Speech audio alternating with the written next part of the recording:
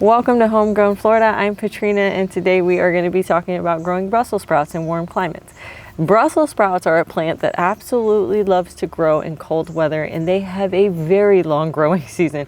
So how is it possible that I'm growing Brussels sprouts here in Florida, where we do not have cold weather and a very short, cool weather growing season?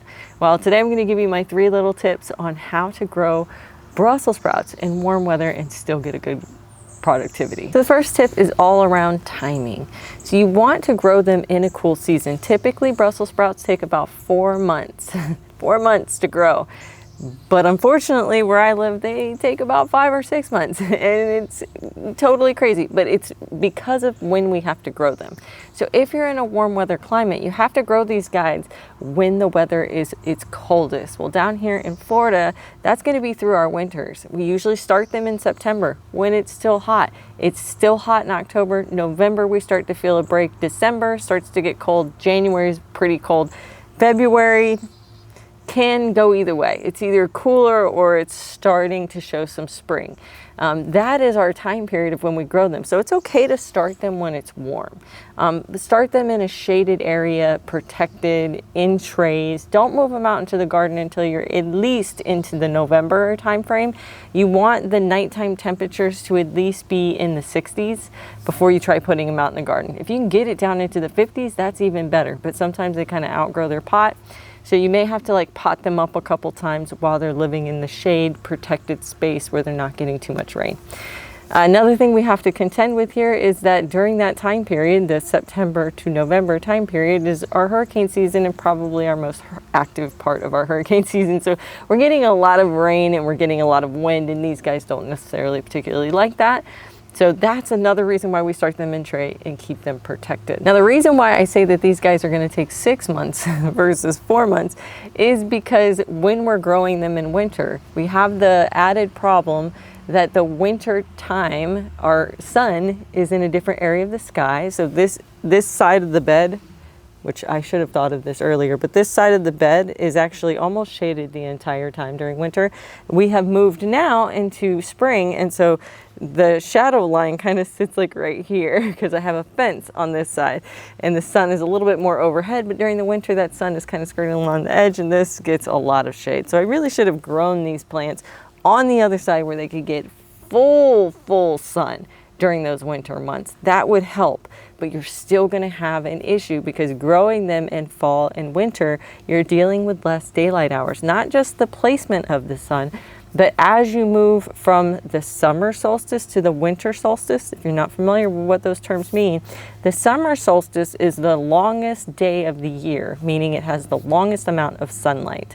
The winter solstice is the opposite, is the shortest amount of daylight in a year. Summer solstice, I believe, happens June, July-ish. The winter solstice happens in late December, mid to late December. So these guys are growing in the middle of the time when we have the least amount of sunlight. Now the bonus is typically in warm weather climates, we are closer to the equator, which means those differences in number of hours is minimal compared to someplace like Alaska, where they could go from having 23 hours of daylight during the summer to having 4 hours of daylight during the winter. We don't really have that. We kind of move from 12 hours in the summer to 9 hours during the winter, but still that's 3 hours, and then add to it that you might have placed it in a part of your bed that's very, very shaded. Now you're adding even more time. The less sun, the longer that these are going to take. The less intensity of the sun like we get during the winter, the longer they're going to take.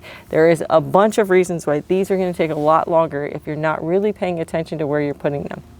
And you've probably heard me say before that down here in Florida, sun intensity is different. So our plants typically don't need as many daylight hours as other plants do. But during the winter, when the sun intensity is less, the number of daylight hours is less, additional shade in areas you didn't expect, that's what's all leading to these guys taking a significant longer amount of time, or them growing a lot smaller. That's one reason why this one is a little bit smaller. I had one that was a little bit closer to here. I'll show it to you in a couple minutes, where I already harvested it because I wanted some Brussels sprouts. And it was a little bit more center of the bed and actually produced a lot lot better. These guys are starting to finally size up because the sun has shifted and it's now starting to get longer daylight hours, but we're also having the added problem that it's starting to get very warm and they want to grow in cool times. They do not want to be growing in the warmth. So hitting into the 80s during the day is not ideal for these guys. And so I'm going to have to pull these sooner than later. My second little secret tip is that you have to really think about variety here. Not all varieties are going to do well in a climate like Florida to grow something like a Brussels sprout, which really likes cool weather. So the things that you're looking for are super heat tolerance. You're looking for the stuff that says it's heat tolerant and then has been tested and everyone says that they're heat tolerant, and it's far and few between. There is a Long Island improved that I have grown before and it's done okay. Catskills never did okay for me. Green Gem didn't do okay for me. They just took too long. So the one that I grow exclusively at this point is called Jade Cross, and Jade Cross technically is a hybrid variety. I know that a lot of us want to work on growing a lot more heirlooms, and I totally agree. But in plants that are not really designed for our area, hybrids are really the way to go. With a hybrid, they can breed into it a ability to be much more heat tolerant. They also can breed in its ability to grow faster. Technically, these Jade Crosses are 90 days. So in a cooler weather area with a good amount of sun, they can get done in 90 days. Down here, they're still gonna take that 4 or 5 months. You might gain a month. You might lose from, 6 months to actually getting them in 5 is typically what I see. And so picking the right varieties is incredibly important. Now, I know that there's a lot of folks out there that think hybrid might mean the same thing as GMO. It's not the same thing. So you have heirlooms, hybrids, and GMO.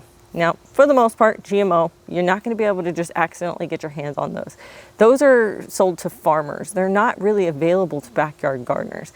Any seed company you go to buy from is not going to have GMO seeds. They're gonna tote on their packages non-GMO, but everyone's non-GMO to the backyard gardener. You'd have to be really looking in some odd places to find some GMO stuff. There has been some incidents in the past where some providers, particularly heirloom providers, that accidentally sell some GMO seeds, which not going to go into, but that is not the typical situation. Most plants that you buy for seed they're not GMO, not for the backyard gardener.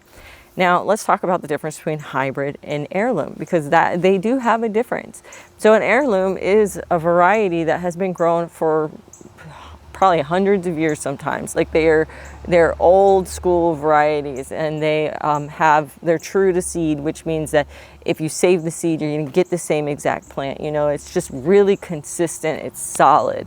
And you can find a lot of heirlooms that have been grown in your area for forever, and they do very well here. Now, a hybrid, on the other hand, is where they'll take different heirlooms or different hybrids and they'll breed them together. The selective breeding for hybrids is actually done manually. So they're basically taking the male flowers or the male pollen and putting it on a female flower of 2 different cultivars, right? So you could have, let's use tomatoes for an example. You could have a large red cherry tomato, and then you could have a rainbow beefsteak, right? And if you take a paintbrush and wipe the flower and the pollen from one and move it to another, the plant will then produce a tomato, and you take that tomato, you save the seed, and then you put the seed into the ground to grow it, grow another plant. It will produce a whole nother plant, and it will produce not only a whole nother plant, but a plant that is different, a mix between the red cherry and the rainbow, and you'll get a totally different tomato. That is what hybrids are. It's the mixing of 2 plants through an artificial insemination process to create the new seed, which produces a new plant. All they're doing, though, is they're taking certain cultivars that are the most heat tolerant, or they're taking certain cultivars that have the earliest bud formation of the Brussels sprouts, and they're just breeding that over and over and over and over until they can get it to be consistently producing the same type, and then they name it, and that's where you get a hybrid. There's like F1 hybrids, F2 hybrids, but just understand, although it is an unnatural process, it can happen naturally in nature. A bee will go from one tomato flower to another tomato flower, from one squash to another, or a melon to another, and if you have more than one variety in your garden, it will naturally hybridize your plants that you're producing. Now, it does not affect that year's harvest. Your tomato will not look different that year, but when you save the seed from that tomato and grow it the next year, that is when it produces a different looking tomato. Well, that is what hybrids are. It's nothing to be scared of, nothing to be concerned with. It is kind of unnaturally done, but it exists naturally in the gardening world, or in the ecosystem just normally. Now, the third tip is going to be pruning. There are a couple pruning methods that I do that really kind of push the plant to produce. When you're getting towards the end of January, I usually let the plant just grow normal, and then when I get towards January, I start pulling off the bottom leaves. You can see these leaves are pretty high up on the plant. That's because I've removed all of the ones underneath. Kind of gets it to start focusing mainly on this. The other thing that I do is I prune off the top. So when the plant is very young, you can start looking in between these leaves for something that looks like a little dimple.